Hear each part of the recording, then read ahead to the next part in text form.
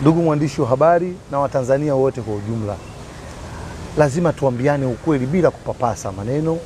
Tuambiane ukweli japo ukweli ni mchungu na wengine hawataki kusikia.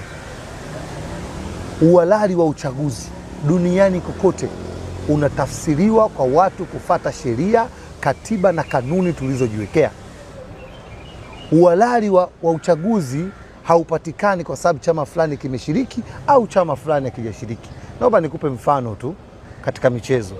Yaani leo ligi kuu ya Tanzania, Lipuli FC ina vigezo vyote vya kushiriki ligi kuu vyote. Ila yenyewe tu imeamua haishiriki.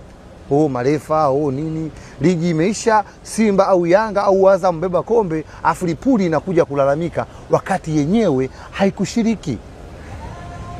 Na kutokushiriki kwao kisihusishwe kitu chochote. Ni lazima Watanzania tuwe na kumbukumbu, turudishe fahamu zetu vizuri. Walisema wao wenyewe hawashiriki uchaguzi. Kikatiba ni haki yao. Wana haki ya kushiriki uchaguzi au kutokushiriki uchaguzi. Hawakushiriki uchaguzi wao wenyewe, hakuna wa kumlaumu. Na kauli yao ya mwisho aliyoiongea mwenyekiti wa Chadema, alisema mwaka huu hatushiriki uchaguzi, tutakinukisha. Kwa hiyo lazima Watanzania tuambiane ukweli. Uhalali wa uchaguzi sio mpaka fulani ashiriki.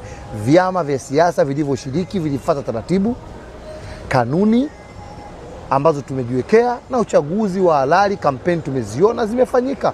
Wao kuto kushiriki, hayo ni matakwa yao wenyewe. Nimemshangaa sana hichi. Namshangaa sana hichi.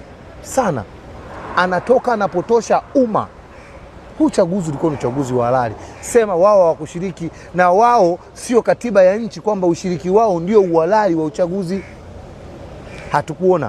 Hatukuona katazo la mahakama Chadema kutoshiriki uchaguzi.